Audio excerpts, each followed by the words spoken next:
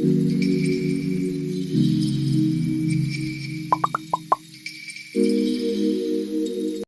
everyone, I'm Dora Udhikari. Welcome back to my channel. Hope my YouTube viewers are in the best of the health and spirit. আজকে আমি আপনাদের একটা ছোট্ট গল্প শোনাবো। আমি এখন চুচুড়া রামকৃষ্ণ মিশনে আছি। এখান থেকেই ঠাকুরের শোনা একটা গল্প আপনাদের আমি শোনাচ্ছি। তো গল্পটা আরম্ভ করি তাহলে। গল্পটা এরকম যে একজন বড়লোক মহিলা আর একজন গরিব মহিলা, দুজনেই বড়লোক মহিলার অট্টালিকা বাড়ি, বুঝতেই পারছেন অট্টালিকা, আর একটা গরিব মহিলা সে একটা ছোট্ট কুঁড়ের ঘরে থাকে।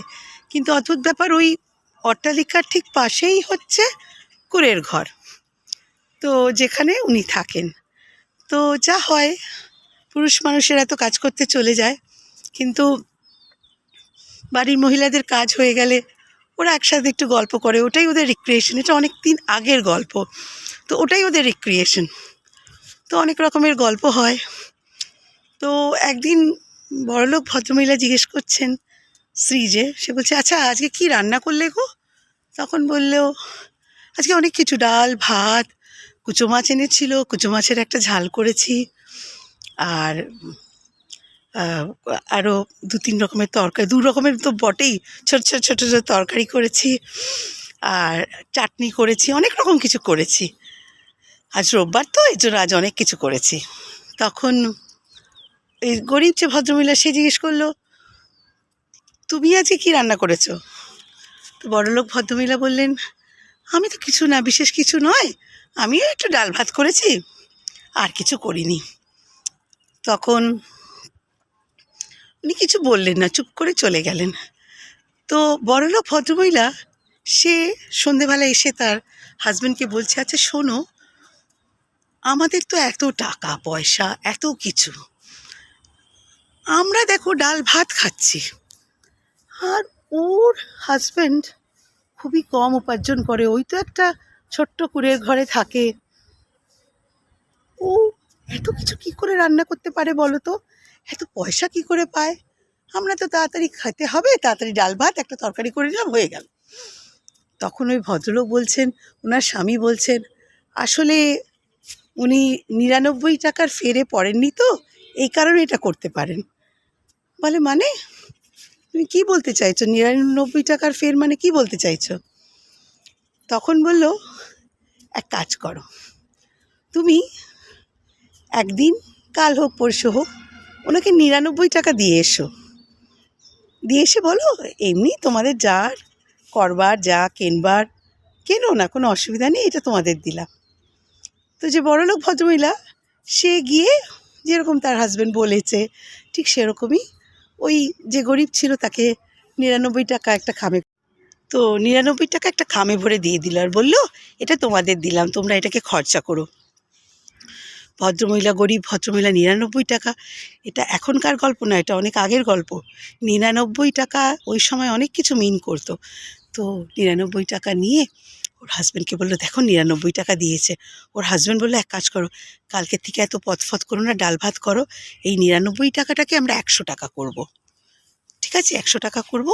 কীরকম? বলে, আরে খাবো না কেন, খাবো তো নিশ্চয়ই, না খেয়ে কি আর পারি, নিশ্চয়ই খাবো, খেয়ে কম খাবো, মানে অত কিছু পথ করতে চেও না, বুঝেছো তো, একদম ডাল ভাত, কি আরও কমে যদি কিছু হয় তাই করো। বলে, আচ্ছা ঠিক আছে।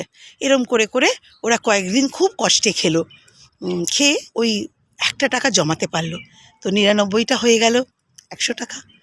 এবারে আস্তে আস্তে ওর বর বলল, যখন 100 টাকা করতেই পেরেছো, তাহলে দেখি আরেক সপ্তাহে আমরা আরও কষ্ট করে খাই, আর 3 তরকারি আনবো, ওইটাকেই 4 ভাগ 5 ভাগ করবে, 5-6 ভাগ করার পরে ওই একটু একটু একটু একটু করে রান্না করবে, ওই খাবো, ডালও করবে না, ওই আর ভাত খাবো, নুন দিয়ে ভাত খাবো, 101 টাকা করবো।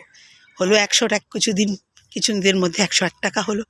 তারপরে সেটাকে 102 টাকা করার জন্য আবার ওরে খাওয়া দাওয়া সব বন্ধ করে কম কম কম করে খেয়ে ওদের জীবন চলতে লাগলো। এবার কিছুদিন হয়ে যাওয়ার পর সেই বড়লোক ভদ্রমহিলা বলল, বড়লোক ভদ্রমহিলা না, ভদ্রলোক ভদ্রমহিলাকে বলল, এবার তুমি যাও তো, তোমার সেই বন্ধুর কাছে, বলো তো ওরা দুপুরে কি খাচ্ছে।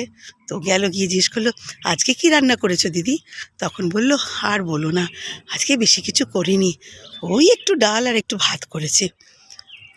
আচ্ছা ঠিক আছে। পরের দিন জিজ্ঞেস করেছে, বলছে আজকে ডালও করতে পারিনি, ওই একটু আধটু কী একটু তরকারি, একটু বেগুন, একটু আলু বেঁচেছিল, ওই দিয়ে সামহাও মানে একটু ছোট্ট করে করে ছোট্ট তরকারি করে ওই দিয়ে নুন দিয়ে ওই দিয়েই আমাদের খাওয়া হয়ে গেছে। কেন কি ওদের এখন 102 করতে হবে, ধীরে ধীরে 103 করতে হবে। এই কারণে ওরা আর এত রকমের পদ দিয়ে খেতে পাচ্ছে না, সেই আনন্দ চলে গেছে। এখন খুব টেনশন, স্ট্রেস যে আমাকে টাকা বাড়াতে হবে।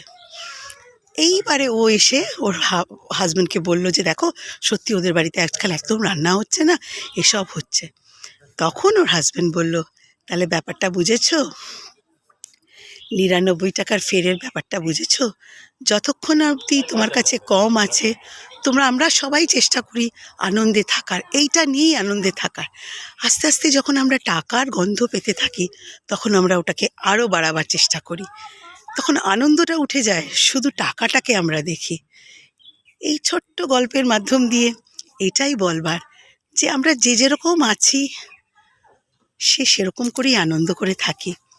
দরকার নেই, যা আছে, যা ভগবান দিয়েছে, অনেক কিছু থেকেও অনেক কিছু থাকে না শেষে, আবার অনেক কিছু নেই কিন্তু অনেক কিছুই শেষ। জীবনটা শেষ, আমাদের যখন জার্নিটা, যখন আমরা আনন্দধামে চলে যাই, খুব সুন্দর হয়, কিছু লাগে না কিন্তু আমাদের সত্যি। অতএব লোকের কথা শোনো, ডিসিশনটা নিজের নাও। কেউ কিছু বললো সেই তালে নাচার কোনো দরকার নেই।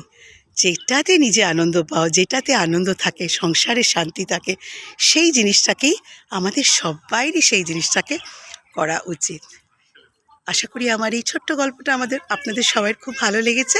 ভালো লাগলে একবার লাইক, শেয়ার, কমেন্ট আর সাবস্ক্রাইব করবেন।